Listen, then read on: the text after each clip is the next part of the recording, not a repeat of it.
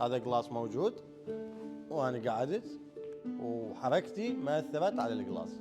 من ابرز مميزات دوشك كازان المصنوع من اللاتكس الطبيعي لبان شجره المطاط، واللي تجعله خيار مثالي للاشخاص اللي يبحثون عن الراحه والجوده العاليه. اولا راحه فائقه ودعم للجسم، حيث يتميز اللاتكس الطبيعي بمرونته العاليه اللي تساعد على توزيع وزن الجسم بالتساوي وتقليل نقاط الضغط على الجسم، مما يمنح راحه مثاليه ودعم للعمود الفقري. ايضا يحافظ على انسيابيه الجسم اثناء النوم ويساعد على تقليل الاوجاع والام الظهر.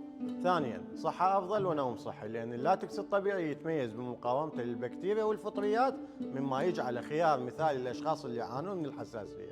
ثالثا متانه طويله الامد، حيث يتميز اللاتكس الطبيعي بانه يبقى فتره طويله بدون ما يتشوه وبدون ما ينزل، وعمره تقريبا حوالي 20 سنه. رابعا موازنه الحراره والتهويه، لأن دوشك كازان المصنوع من اللاتكس الطبيعي لبان شجرة المطاط يحتوي على ثقوب تتيح للهواء الدوران داخل الدوشك حتى يحافظ على درجة حرارة مناسبة أثناء النوم في الصيف والشتاء. خامسا صديق للبيئة، لأن اللاتكس الطبيعي مستخرج من شجرة المطاط بطريقة مستدامة وصديقة للبيئة. سادسا تقليل الاهتزاز، إذا كنت تنام مع شريكك فحركته ما راح تأثر عليك وما راح تحس بيها.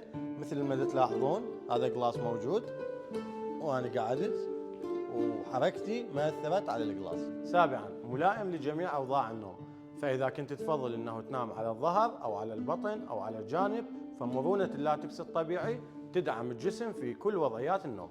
كل هاي المميزات تجعل دوشك كازان المصنوع من اللاتكس الطبيعي لبان شجره المطاط هو الخيار الافضل للي يبحث عن الراحه والفخامه بنفس الوقت.